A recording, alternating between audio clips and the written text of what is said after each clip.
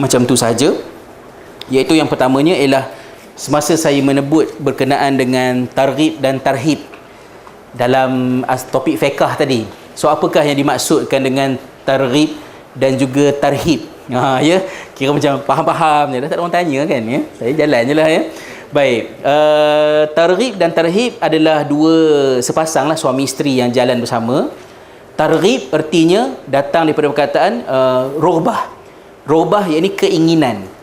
Yakni ucapan-ucapan yang tujuannya untuk menimbulkan keinginan orang beramal. Ya, contohnya kalau saya membacakan kepada anda hadis tentang fadilat membaca surah tertentu, maka perbuatan saya itu disebut sebagai targhib. Sebab saya cuba menimbulkan keinginan, kegairahan tuan-tuan dan puan untuk melaksanakannya. Lawan kepada targhib ialah tarhib. Tarhib, ruhbah, ya, sifatnya ialah memberi ancaman, menakutkan. So apabila saya jelaskan, kalau sekiranya ditinggalkan ya solat asar dengan sengaja, maka balasannya ialah sekian sekian sekian. Statement saya itu, nama dia ialah tarhib, iaitu saya mengancam tuan-tuan dan puan-puan dengan satu bentuk ancaman. Maka targhib dan tarhib adalah ayat-ayat yang berbentuk emosi untuk menimbulkan keinginan buat ataupun untuk mengelakkan diri daripada melakukan sepatutnya dilakukan. Jadi di zaman sejarah Islam, targhib dan tarhib ini ia sebahagian daripada sunnah, kerana ada hadis Nabi SAW yang sifatnya targhib, ada yang bersifat tarhib. Tetapi dengan perjalanan masa, ada umat Islam yang menjadikan targhib dan tarhib sebagai profession dia. Mereka ini adalah wu'as, mereka adalah orang-orang penceramah, ya, pemberi yang ceramah umum, yang sifatnya adalah untuk bercakap dalam bahasa layman tentang apa yang patut dibuat dan apa yang tidak patut dibuat. Dan mereka itu dalam suasana kita hari ini, saya boleh katakan bahawa mereka itu adalah golongan, kita kata macam sama ada penceramah umum, penceramah bebas, ataupun sebahagian daripada yang dikatakan sebagai motivator. Sebab motivator, poinnya ialah memberikan motivasi. Motivasi artinya adalah untuk menimbulkan motif pada perbuatan. Itu dia punya basic dia. So motivator punya kerja ialah untuk menggalakkan orang supaya orang seronok nak buat satu benda, ataupun menimbulkan rasa gerun kepada seorang untuk supaya dia tidak melakukan satu benda. Dalam konteks yang macam itu, mereka ini biasanya banyak akan menggunakan statement-statement yang berbentuk emosi. Dan emosi inilah yang agak bahaya, sebab untuk menimbulkan kesan emosi, manusia kadang-kadang terjamah bahan-bahan yang berada di luar sempadan ilmu. Misalnya, hadis palsu. Siapa pencipta hadis palsu? Antara yang paling terkenalnya ialah Nuh bin Abi Maryam. Yang mana Nuh bin Abi Maryam melihat orang di zamannya sibuk membaca kitab fiqh, tetapi mereka tidak membaca Al-Quran. Banyak baca kitab fiqh, tak baca Al-Quran adalah satu pemandangan yang tidak betul sihat. Seperti mana yang saya lihat di Turki pada setengah-setengah tempat, asyik baca Risalah An-Nur, Quran tak baca. Ya, ataupun duk baca ialah teks tokoh-tokoh masing-masing, tapi Quran tak baca. Maka Nuh bin Abi Maryam, supaya masyarakat kembali membaca Al-Quran, dia telah mengenengahkan banyak hadis tentang fadilat surah dalam Quran. Baca surah ni dapat pahala ni, baca surah ni dapat fadilat ni, baca surah ni dapat kebaikan ukhrawi ni, kebaikan duniawi ni, supaya orang seronok nak baca. Dan sebelum dia meninggal dunia, dia telah membuat pengakuan bahawa semua hadis palsu itu, semua so-called hadis itu ialah hadis palsu yang dia reka. Dan apabila dia dimarahi kerana perbuatannya, dia telah menjawab dengan begitu fasih dengan berkata, walaupun hadis Nabi SAW menyebut man kazzaba alayya muta'ammidan, siapa yang berdusta ke atas aku dengan sengaja, maka tempatnya adalah di neraka, kata Nabi SAW. Hadis mutawatir, lebih 70 sahabat meriwayatkannya. Tetapi Nuh bin Maryam kata, aku bukan berdusta ke atas Nabi, aku berdusta untuk Nabi. Dia kata dia berdusta supaya orang ikut Nabi, tetapi tetap ia merupakan perbuatan yang dikecam ya oleh para ulama, dan dia dicatat dalam sejarah sebagai pencipta hadis palsu. Siapakah dia? Orang-orang yang nak menggalakkan orang beramal. Jadi itu yang saya sebut tadi. Saya risau dengan motivator, penceramah umum yang mendapat kenikmatan bukan pada ilmu yang disampaikan, tetapi mendapat kenikmatan dengan melihat respon hadirin. So kalau hadirin menangis dengar tarhib dia, ketawa mendengar targhib dia, dia rasa puas lah. Maka dia buat lagi. Dia buat lagi. Sekali hadis palsu tak apa. Tapi kalau 10 kali hadis palsu, itu bukan kesilapan. Itu adalah kecacatan pada ilmu yang disengajakan, yang memerlukan kepada pembetulan. So itu ialah targhib dan tarhib. Saya dah sebutkan juga tadi tentang tamsilan, menjauhkan daripada tamsilan, iaitu percubaan untuk memberikan, tamsilan sama dengan bahasa Melayu juga, memberikan analogi-analogi yang berlebih-lebihan pada percubaan untuk memahami ya beberapa perkara dalam akidah. Tamsilan kadang-kadang boleh terjebak juga dalam satu lagi perkataan, tashbih. Tashbih dan juga tamsil. Tamsil ni membuat perumpamaan. Contohnya, baiklah kalau Allah SWT ada tangan, kita cuba umpamakan. Kalau tangan Allah SWT membantu kita, membantu kita. Perbuatan tangan itu membantu kita. Allah Ta'ala tolong kita. Adakah maksud dia Allah tolong macam ni? Maka benda-benda itu menjebakkan diri dalam hal-hal yang seperti ini. So hindarkan. Itulah di antara beberapa perkara yang saya tekankan, yang saya lintas tanpa menekankannya dalam sesi sebelum ini. Baik, kita nak sentuh sikit tentang sejarah. Sekarang ni pukul 4.38. Mungkin satu slide ni sajalah. Ya, tak boleh ke depan-depan kan, dia balik pukul 6.30 jadi ni sekarang. Ilmu sejarah adalah ilmu kedua yang ditekankan oleh Syekh Yusuf Al-Qaradawi sebagai ilmu yang orang Islam kena belajar. Sebab kenapa kena belajar sejarah, saya rasa sangat simple. Sangat simple. Dalam kehidupan kita, kita sentiasa mula untuk memahami sesuatu, ya rahmatullah, melalui sejarah. Melalui sejarah.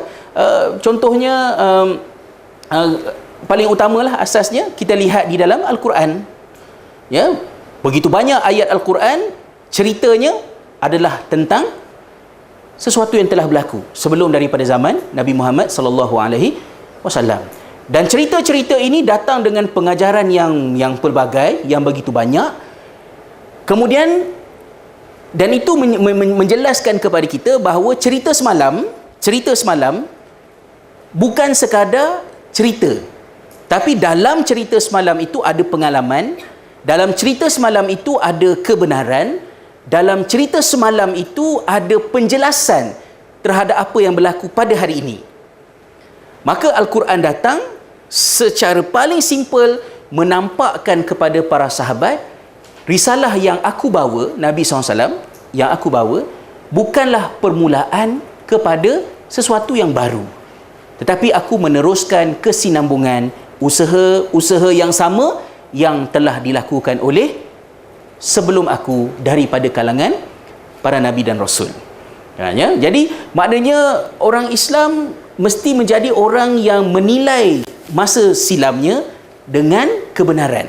Dalamnya ada kebenaran. Okey. Pertama sekali, kata Syekh Al-Qaradawi, sejarah meluaskan horizon fikiran dalam memahami sunnatullah. Meluaskan horizon dalam memahami sunnatullah. Sebenarnya saya plan untuk pecah ayat tu jadi dua. Sebab saya rasa tak kena ayat tu satu. Yang pertama, sejarah meluaskan horizon fikiran. Kedua, sejarah membantu memahami sunnatullah. Ada dua poin dalam tu. Bagaimanakah sejarah meluaskan horizon? Ya, itu ayat pertama. Nanti saya akan pergi balik. Yang kedua, sejarah menjadi bukti paling nyata kepada intipati seruan agama. Maksudnya dalam kaedah kita berdebat, kita perlu menggunakan argumen yang valid untuk kedua-dua belah pihak. Kalau saya berbahas dengan tuan dengan poin yang tuan tidak terima ia sebagai dalil, sebagai bukti, tak jadi. Saya nak hujah Al-Quran dengan orang yang tak beriman kepada Al-Quran. Tak jadi. Saya nak berhujah dengan hadis, menggunakan hadis dengan orang yang tak beriman kepada hadis. Tak jadi. Dia kata, I don't buy your argument. Maka kita memerlukan kepada evidence yang bersifat universal. Dan salah satu daripada evidence yang universal, bukti yang universal, ialah bukti sejarah. Apabila ianya disabitkan oleh sejarah, ia tidak dapat dinafikan. Maka untuk membuktikan kebenaran agama, salah satunya ialah dengan mendatangkan bukti sejarah. Apakah faedah agama kepada kehidupan manusia? Ada keterangan dalam sejarah. Ini insya-Allah esoklah nampak gayanya, ya. Yang ketiga, sejarah membantu menganalisis dan memahami realiti semasa. Kadang-kadang orang sebut sejarah ni adalah satu yang bersifat pengulangan. Ada benda yang telah berlaku, sekarang ni dia berlaku semula, tetapi dalam bentuk yang mungkin berbeza. Ada benarnya statement tersebut, kerana dengan memahami sejarah, kita dapat memahami apa yang sedang berlaku pada hari ini. Sebab apa yang berlaku, pernah tak benda yang berlaku hari ini berlaku sebelum ini? Dan kalau ia pernah berlaku dengan sampel yang cukup, artinya kita mungkin boleh menjangkakan natijah akhir pada apa yang berlaku sekarang ini adalah lebih kurang sama macam natijah akhir yang pernah berlaku dalam pusingan-pusingan sejarah. Iaitu kita tengok kat depan lah, insya-Allah. Yang keempat, sejarah membantu memahamkan kepada kita tentang pemikiran, aliran, mazhab, ideologi dan falsafah. Ini sangat penting. Bila kita nak menggunakan term-term, terma-terma yang di hujungnya ada isma-isma. Ada isma-isma kat ujung tu, maka kita mesti memahami sejarahnya. Sekularisme, sosialisme, kapitalisme, yang sebut tadilah, liberalisme dan sebagainya tadi. Semua itu adalah merupakan ideologi-ideologi yang muncul di dalam sejarah. Dan ada sejarahnya terhadap istilah-istilah tersebut, yang dengan memahami sejarahnya, kita akan faham kenapa munculnya ism berkenaan. Supaya nantinya kita boleh bersifat objektif dalam menilai ideologi-ideologi tersebut. Kapitalisme, adakah seluruhnya salah? Ataupun ada sisi positif asal kenapa ianya muncul? Ada ke? Saya tak kata ada, tapi mungkinlah. Sosialisme, komunisme, adakah komunisme anti Tuhan? Terus kita konkludkan begitu. Ada sejarahnya kenapa muncul sosialisme dan komunisme, dan bagaimanakah ia berkembang di dalam sejarah. Liberalisme, apa saja yang bukan kita liberal. Maka menyesatkan, mengkucak-kacirkan. Kenapa saya sebut macam tu? Tuan-tuan dan puan, kita ada satu cabaran yang besar. Cabaran yang besarnya ialah semua tamadun yang sukses dalam sejarah adalah tamadun yang terbina di atas kenabian. Itu statement universal. Ada elemen-elemen yang menunjukkan bagaimana tamadun-tamadun yang tinggi adalah tamadun-tamadun yang disokong oleh agama. Bila ada agama, maknanya ada Rasul, ada Nabi. Tamadun Mesir, tamadun Sumer dekat Iraq, tamadun inilah esok insya-Allah kita sentuh sikit. Tetapi ada satu tamadun yang membuang agama, dan apabila dia buang agama, dia jadi maju. Iaitulah tamadun Eropah moden sekarang. Maka sejauh manakah benarnya tamadun Eropah hari ini membuang agama, anti Tuhan, ataupun sebenarnya dia tu macam mana? Supaya kita dapat mengadilinya dan meninjau pengalaman mereka, agar kita dapat mengambil manfaat untuk diri kita dan juga untuk berdakwah kepada mereka sebagai madu'un kita. Orang-orang barat itu adalah madu'un kita. Kita ada tanggungjawab untuk menyampaikan Islam kepada mereka. Baik, semua itu ada jawapan di dalam sejarah. Maka sebab itulah Syekh Qaradawi menekankan tentang pentingnya orang Islam untuk belajar sejarah. Paling basic manfaat sejarah ialah yang pertama, sejarah meluaskan horizon, ufuk pemahaman kita tentang satu-satu benda. Kita baca satu ayat Al-Quran, katalah ayat yang saya letakkan kat depan, ini kira gezek-gezek dia lah, tak boleh lah panjang nanti lambat. Wa anfiqu fi sabilillah wa la tulqu bi aidikum ila tahlukah. Nafkahkanlah harta kamu di jalan Allah dan janganlah kamu campakkan diri kamu ke dalam kebinasaan.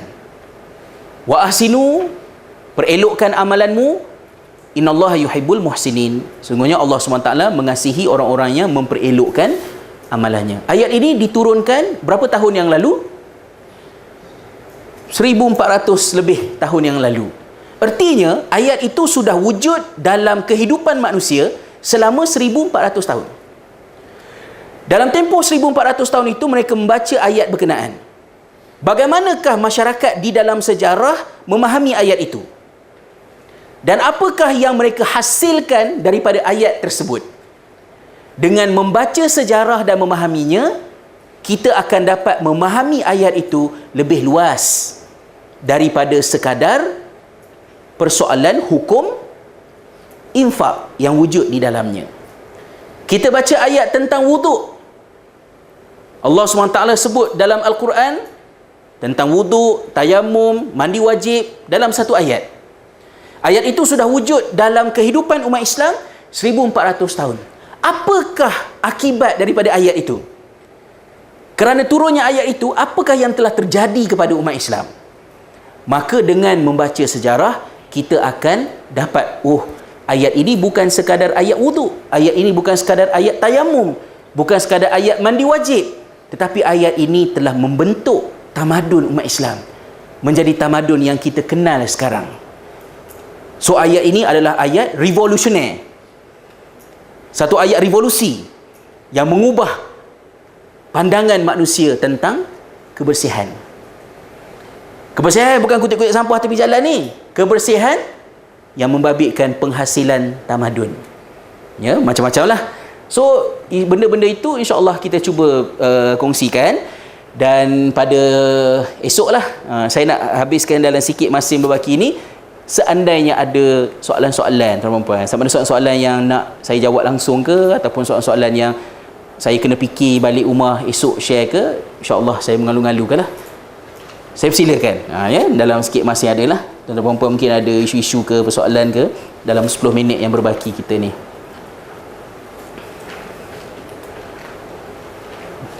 Ya, silakan tuan. Okey.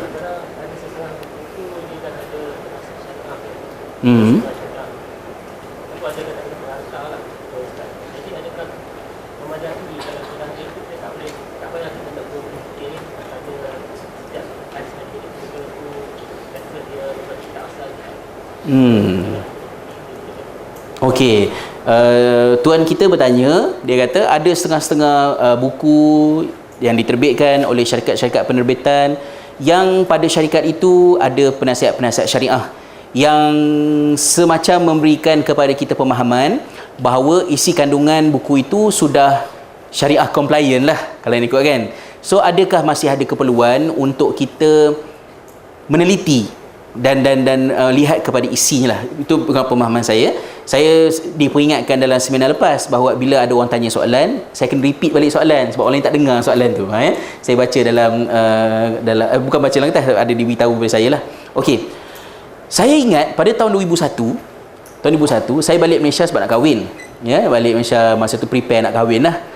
Dan Dr. Zaharuddin Abdul Rahman, ni kata Uzar tu, Dr. Abdul Rahman sedang bersiap untuk berangkat ke Jordan sambung masters.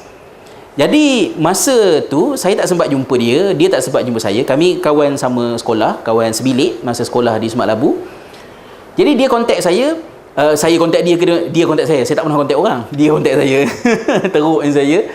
Dia bercerita kepada saya tentang ada sebuah buku yang ditulis oleh seorang ustaz, yang mana dalam buku tersebut ustaz berkenaan mendakwa hadis itu riwayat Muslim. Sedangkan hadis itu tak ada dalam Sahih Muslim. Jadi kami telah berbual panjang lebar sambil menonton September 11 runtuh. Saya masih ingat lagi malam tu, tengah-tengah, berhenti jap, apa berlaku tu? Tengok kat TV kan, runtuh-runtuh, kena serang kapal terbang tu.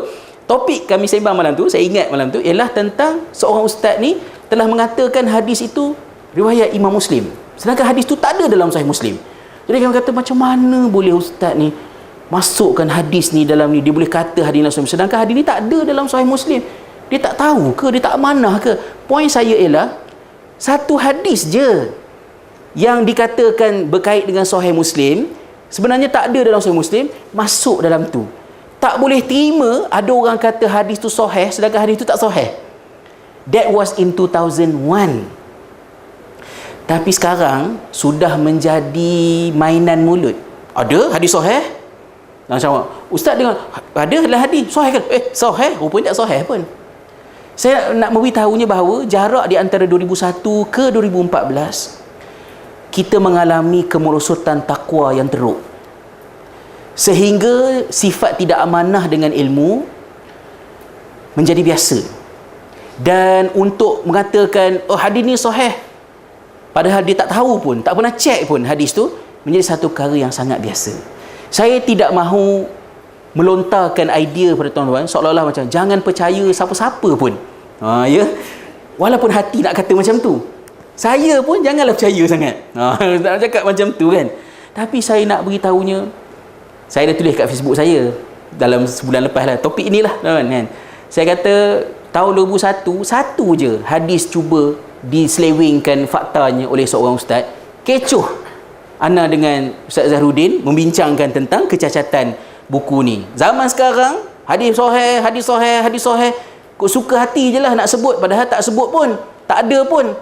Nasiblah siapa nak belajar agama di zaman orang agama sudah tidak bertakwa. Itu status Facebook saya lah, tu saya delete macam biasa lah ya, boleh tulis lepas geram dan tu delete kan ya. Jadi poin saya ialah, pada saya semua orang kena memainkan peranan di peringkat individu masing-masing. Walaupun dah ada penasihat syariah dan sebagainya, kalau rasa ada benda yang tak betul, tak kena, jangan abaikan perasaan itu. Cubalah cari jawapan, tanyakan kepada pihak yang boleh kita rujuk dan sebagainya. Saya dipendekkan ceritanya, pada tahun 2014 ini saya juga beralih penerbit kepada buku-buku saya, beralih kepada penerbit yang baru, kerana saya meragui sistem ilmu yang dipakai oleh pihak penerbit dalam menyaring buku-buku yang dia terbitkan. Ya, saya sebut contoh, misal kata apabila kita coinkan, kita labelkan bahawa minta maaf saya sebut ya, Wahabi sesat, apa-apa yang ada bau Wahabi tidak lulus penerbitan. Saya rasa ia adalah merupakan satu polisi yang tidak beradab, polisi yang tidak berakhlak, kerana kita tidak cermat pada meletakkan guideline itu. Sebuah buku yang dicadangkan untuk penerbitan telah rejected kerana di atas nasihat penasihat syariah, kerana di dalamnya penulis telah memetik pendapat Ibn Taymiyah. Maka saya kata, apa masalah? Apa masalah benda ni kan? Sampai begitu sekali. Saya teringat balik zaman-zaman awal 90-an dulu, masa saya belajar di Jordan, di Saudi pada masa itu ada satu trend sehingga syarikat-syarikat penerbitan Saudi ni telah blankkan beberapa muka surat yang padanya dicatat pendapat yang tidak setuju dengan mainstream di Saudi. Maksud saya pada masa tersebut lah. Ya, contohnya Sofwatut Tafasir oleh Sabuni dipertikaikan. Bagaimanakah seorang Asy'ariyah boleh mensyarahkan tafsir Ibnu Katsir, seorang Salafi? Ya, maka tafsir ni tak kena. Maka bahagian-bahagian yang dikatakan tak kena tu di blank, putih. Saya pergi, apa saya putih pula ni? Bila tanya kawan-kawan, memang trend sekarang ni mana-mana pendapat yang tak betul tu di blank kan. Masya Allah, saya kata memang jumut jadi kayu lah siapa mengaji dalam environment yang macam ni. So maksud dia dalam masyarakat kita, di Saudi ke ataupun di Malaysia, dua-dua pihak, dua-dua aliran, Salah versus Khalah ke, Wahabi anti Wahabi ke, maknanya dua-dua ada penyakit yang macam paranoid, sehingga menyaring dalam bentuk yang pada saya menzalimi ilmu.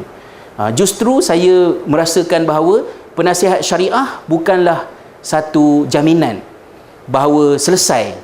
Sebaliknya, setiap buku itu perlu dibaca dengan teliti. Saya minta maaf, tak boleh nak berikan satu statement yang lebih mendamaikan. Tak adalah, sebab bila saya sebut macam ni nampak macam ya Allah, teruknya zaman kita hidup ni kan. Apa nak buat? Siapa suruh lahir tahun ni? Beranaklah 200 tahun sudah.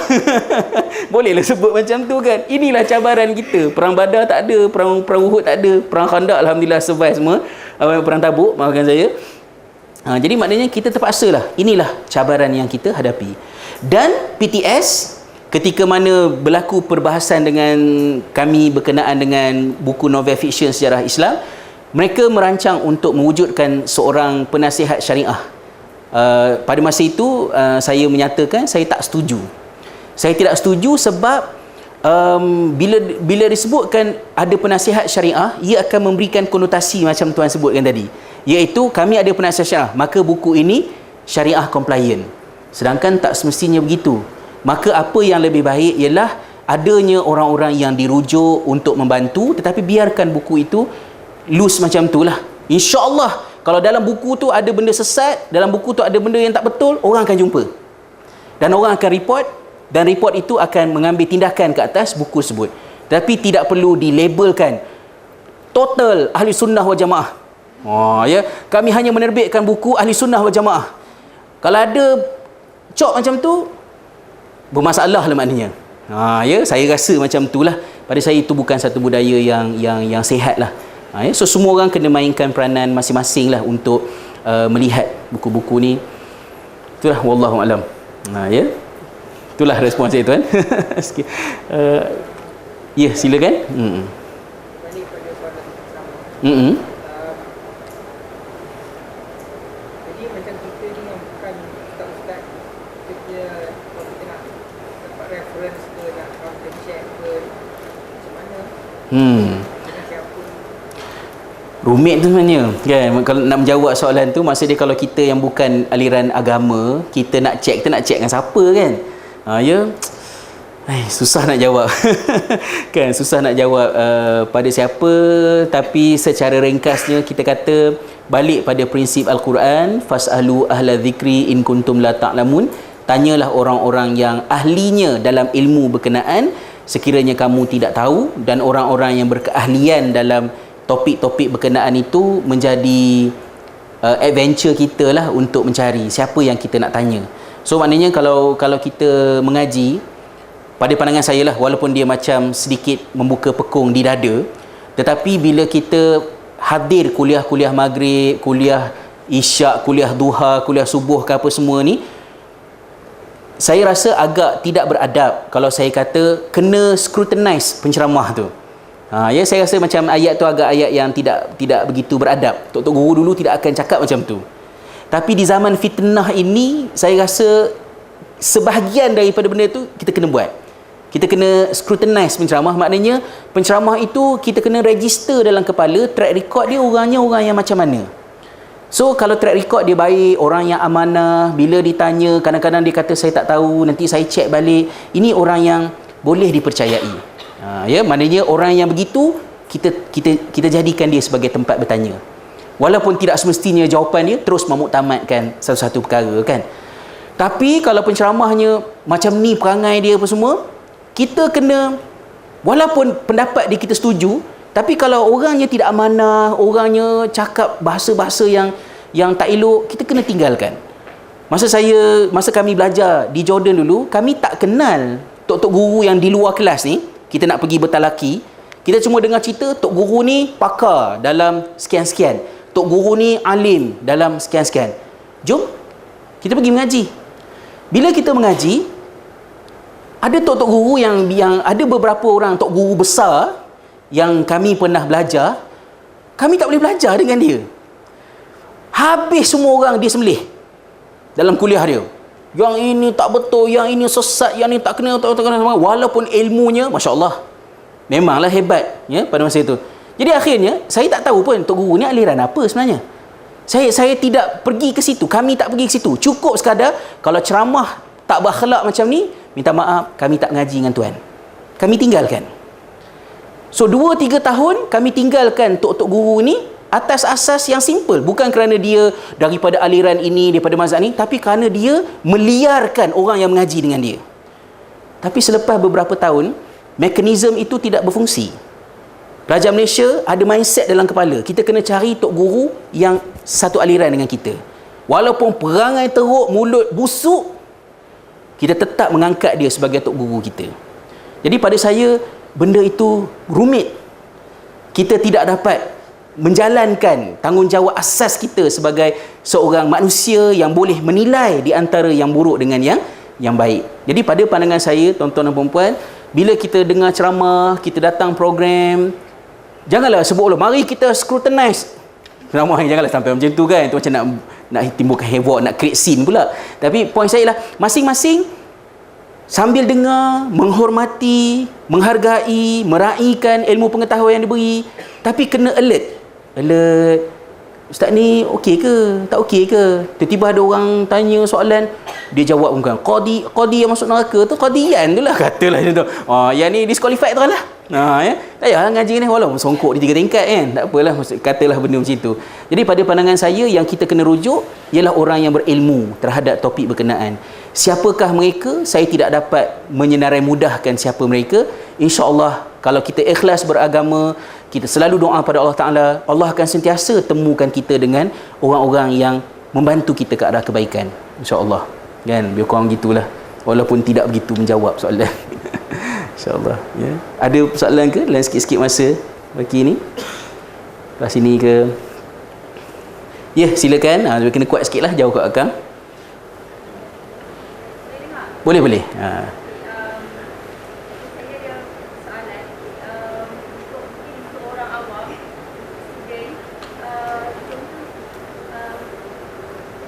Bagaimana kita nak tahu apa yang kita ambil fakta atau ilmu adalah ilmu yang betul.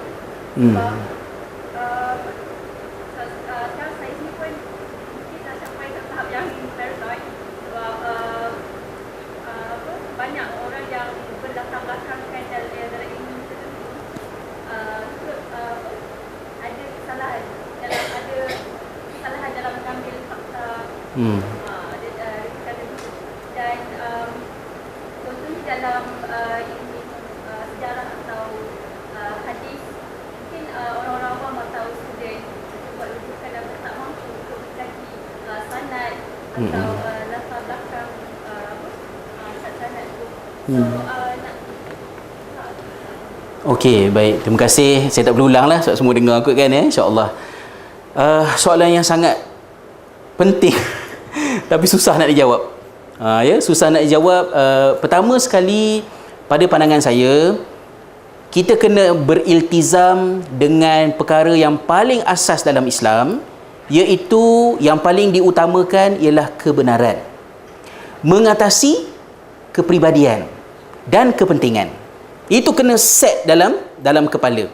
Dalam surah An-Naml, walaupun ada tafsiran yang pelbagai tentang ayat tersebut, saya pernah bawakan ayat yang sama dalam seminar sebelum ini. Apabila Allah SWT menceritakan tentang Permaisuri Bilqis, Sabak, Permaisuri Sabak, mendengar berita tentang kedatangan Sulaiman ke kerajaannya, Permaisuri Sabak khawatir. Sebab ikut pengalaman dia, biasanya pemimpin-pemimpin yang hebat-hebat ni, bila mereka masuk ke sebuah kerajaan musuh mereka, mereka akan musnahkan negeri itu dan orang-orang yang dihormati ini akan dihina. Maka Permaisuri Sabak takut Sulaiman akan buat perkara yang sama. Allah SWT merakamkan kerisauan Permaisuri Sabak itu di dalam surah An-Naml, ayat berapa saya tak ingat. Ya, kata Allah Subhanahu Wa Taala tentang ayat ni, ya, kata Permaisuri Sabak, innal muluka idza dakhalu qaryatan afsaduha wa ja'alu a'izzata ahliha adillah. Raja-raja bila masuk ke sebuah negeri, mereka akan rosakkan negeri itu. Dan orang-orang mulia akan dihina. Kata-kata itu diungkapkan oleh Pemaisuri Sabak sebagai wanita yang menyembah matahari, musyrik. Tetapi apakah yang disebut oleh Pemaisuri Sabak itu betul? Betul.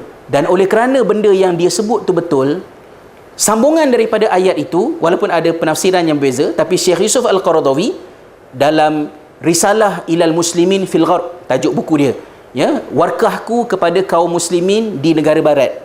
Dalam buku itu Syekh Al-Qaradawi kata, bila Pemaisuri Sabak sebut statement raja-raja akan rosakkan negeri semua ni, Allah sendiri mengiktiraf kenyataan Pemaisuri Sabak itu dengan berkata di hujung ayat itu, wa kadzalika yaf'alun. Raja-raja memang macam tu yang dibuat.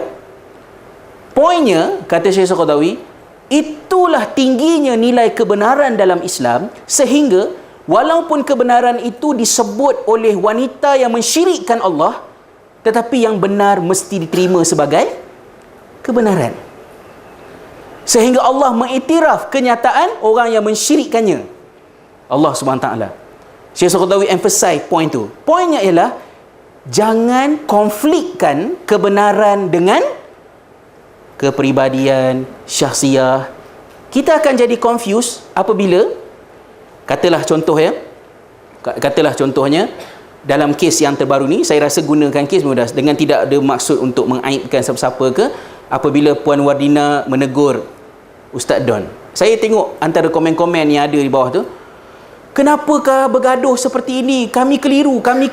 Jangan seksa kami begini. Katalah ayat-ayat kat bawah tu kan, ya. Cuma ayat kurang kasih sayang lah semua kat bawah-bawah tu kan, ya. Kan? Kami sebagai orang yang jahil berada dalam keadaan yang kebingungan. Pihak manakah sebenar dan benar? Sometimes saya nak kata, shut up and listen and think. It's not that complicated. Yang benar, benar.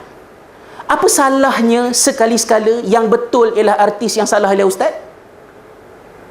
Tak mungkin ke? Mengapa tidak mungkin? Tak boleh ke terima pada suatu ketika yang betul ialah Awi Wings, yang salah ialah Hasrizal? Kalau yang salah itu saya, yang betulnya ialah beliau. Islam memuliakan kebenaran, jangan konflikkan. Tapi bila ustaz cakap dan benda yang ustaz cakap tu salah dan kemudian ditegur, oh, saya keliru macam mana? Kenapa you keliru? Tak keliru, dia bukan nabi. Dia ustaz. Dia manusia, dia juga boleh tersalah. So kalau kita boleh committed dengan kebenaran, first stage, insya-Allah 40% keliruan selesai. Tak ada confuse. Tak ada masalah. Siapa? Syekh Al-Qaradawi boleh silap? Boleh. Syekh Ali Jumaah pernah mimpi jumpa Nabi? Silap? Boleh. Dia jumpa Nabi, dia bukan Nabi. Dia silap? Boleh. Siapa-siapa sahaja boleh silap, siapa sahaja boleh salah. Asalkan jangan difitnah. Yang silap-silap, yang betul. Okey, itu yang pertama. Kemudian yang kedua, supaya kita tidak keliru, kita perlulah kembali kepada asas ilmu. Saya tidak mampu untuk, sesiapa pun tidak mampu sebenarnya, untuk menyenaraikan kitab-kitab yang approve. Okey, kitab ni je boleh baca. Ya, saya rasa itu bukan approach yang baik. Sebab atas keyakinan kita, yang baik itu sangat banyak. Yang boleh kita senaraikan ialah ialah benda-benda yang tidak halal. Ya, sebab tu kata kadang-kadang patutnya kita keluar sijil haram, bukan sijil halal. Sebab kaedah Islam asalnya al-aslu fil asya ibahah. Asal satu benda ialah harus, asal benda halal sehingga dibuktikan haram. Adakah kedai yang tak ada sijil halal haram? Tak juga. Saya sebagai orang yang duduk di negara yang tak ada JAKIM, sudah terbiasa dengan membuat keputusan sendiri sama ada benda tu halal ataupun tidak halal. Caranya, pergi kedai seafood, nak makan seafood dekat, katalah dekat Perth, Fremantle, nak makan seafood dekat Perth, Australia. Kaedahnya simple saja. Saya pergi ke dapur, you guna minyak apa? Kan, vegetable oil ke, animal fat ke? Lepas tu ada letakkan alkoholik ke, ada letak wine ke dalam ni? Tak ada. Okey, then halal. Walaupun tak ada cop halal, mana-mana badan agama. Maksud dia begitu. So patutnya keluar kerja haram. Tapi orang tak datang kan, haram. Ya, semua haram lah ke. Tapi saya rasa bab buku boleh sedikit buat macam tu lah. Ada setengah-setengah buku perlu dilabel sebagai haram. Tapi tulis haram tak boleh lah. Yang sangat haram itu JAKIM ambil tindakan. Okey, so kita pergilah.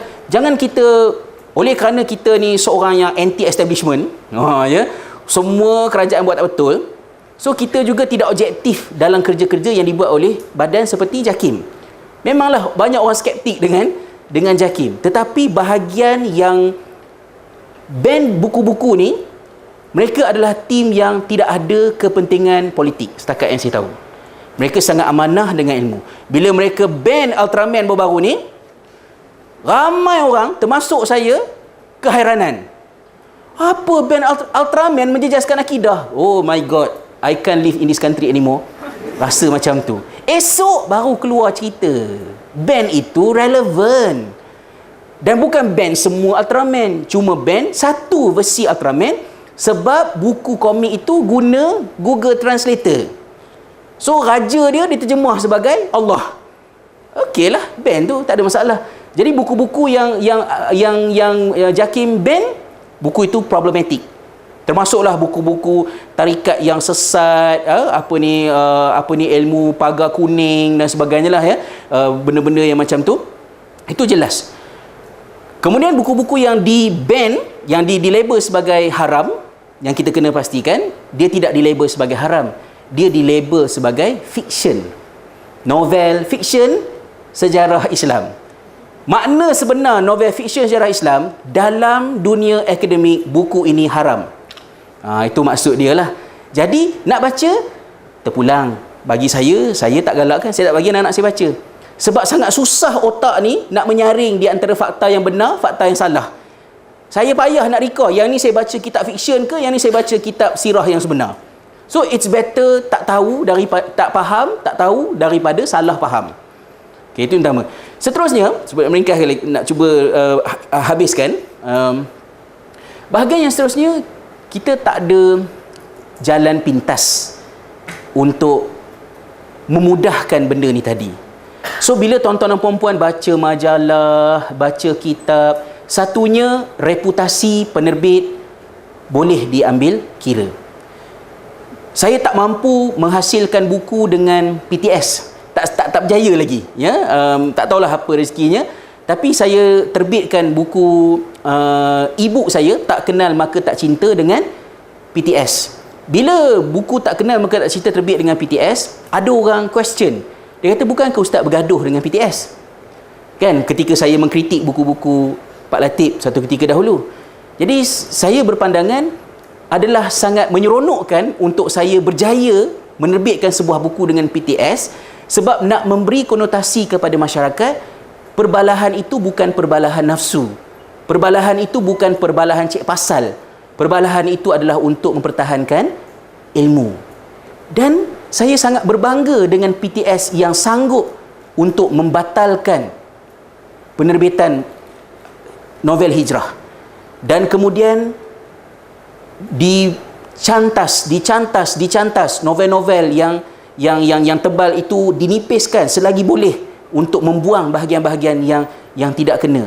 Datang ke rumah saya, berjumpa, bincang dan menghargai pergaduhan yang berlaku kerana ia membantu PTS untuk mengemaskan. Dan paling saya gembira, selain daripada novel fiksyen sejarah Islam, saya dapati juga banyak buku yang diterbitkan untuk terbitan tahun 2014 dan juga akhir 2013 ini sudah pun menyertakan selawat Nabi SAW, seperti mana yang ditegur. Isunya bukan saya menang, PTS kalah. Astaghfirullahalazim. Itu budak-budak. Kan, itu bahasa budak-budak yang suka nunda macam tu. Kita orang tua ni bukan nak kira siapa menang siapa kalah. Yang pentingnya yang betul diutamakan. Dan saya kira PTS telah menunjukkan satu contoh yang sangat baik untuk dicontohi oleh penerbit yang lain. Mereka sanggup untuk mengambil risiko sebab rugi. Ya, tarik buku, lepas tu nak kena cetak baru, nak kena apa semua, itu boleh main juta-juta punya kerja. Tapi itu amanah ilmu. Maka saranan saya yang seterusnya ialah reputasi penerbit perlu diambil kira. Dalam pengalaman bahasa Arab, kalau tuan-tuan dan puan-puan jenis orang mengaji kita Arab, ada ustaz-ustazah sini, misalnya kita Darul Kutub Al-Ilmiyah, Pengalaman saya lah, mungkin sekarang ni dah berubah. Dulu saya tak boleh nak percaya semua buku yang diterbitkan oleh Darul Kutub Ilmiah sebab pelik-pelik kesalahan dalamnya. Syarah Ibnu Aqil ke atas Alfiah Ibn Malik, kitab Nahwu bahasa Arab, dia sebut antara perkataan yang ganjil dalam bahasa Arab ini, antaranya ialah perkataan yang jarang dipakai, perkataan yang muhmal kalau tidak salah dalam Nahwu bahasa Arab. Contoh perkataan ganjilnya ialah daizin dalam teks asal dia. Daizin ialah perkataan yang pelik sebab perkataan yang normal ialah Zaidun, nama orang. Tiba-tiba ada perkataan daizun. Apa benda daizun ni? Jadi daizun ni salah. Teks tersebut bermaksud nak menerangkan kepada kita bahawa contoh perkataan salah ialah daizun. Tiba-tiba buku tu, daizun, dia pun padam, dia tukar jadi Zaidun. Jadi contoh perkataan yang salah ialah Zaidun. Apa yang salahnya pada Zaidun? Pandai-pandai pula dia tukar, padahal memang perkataannya ialah perkataan yang salah, iaitu daizun. Jadi saya kata, menyesal aku beli kitab ni, lepas tu jumpa salah lagi. Darul Kutub Ilmiah banyak masalah di zaman saya. Sekarang mungkin dah improve dah. Dan mungkin je penerbitan Al-Hidayah juga ada beberapa isu dalam buku-buku penerbitan mereka. So kita tengoklah macam mana. Jadi reputasi penerbit boleh membantu untuk meninjau. Ada syarikat okey, ada syarikat tak okey, ada syarikat rompak buku orang, ada syarikat amanah, ada syarikat macam-macam. Dan yang akhirnya, mau tidak mau, hasil daripada seminar 2 hari Muslim 2014 ni, back to basic, iaitu get the required knowledge. So bila baca kitab-kitab apa ni, tengok penerbit, tengok rujukan belakang, baca pendahuluan, kenali penulis. Siapakah penulis itu? Dan paling penting, benda yang selalu orang tak buat, baca mukaddimah buku. Mukaddimah, siapa baca mukaddimah? Kena baca. Mukaddimah itu penulis akan menjelaskan kenapa dia tulis buku tu, apakah metod yang dia pakai, siapakah yang dia rujuk, siapakah nama-nama yang dia berikan penghargaan. Itu akan menjelaskan kepada kita isi kandungan buku tersebut. Dan the very last one, seperti yang dinasihatkan oleh Ibnu Khaldun dalam Muqaddimah Ibnu Khaldun, dia kata dalam diri manusia ni Allah SWT install alat untuk mengenal kebatilan dan juga kebenaran. So bila kita baca something, kita rasa macam ada benda tak kena, macam something wrong je benda ni, janganlah abaikan. Tanyakan benda tu, carikan jawapan, timbulkan, dan insya-Allah kita akan mendapat panduan pada bahagian tersebut lah. So tuan-tuan dan puan-puan, memang banyaklah polemik, namun insya-Allah dengan iltizam, dengan kerajinan, dengan kesungguhan kita datang ke majlis-majlis ilmu, insya-Allah kesulitan-kesulitan itu Allah permudahkan sedikit demi sedikit.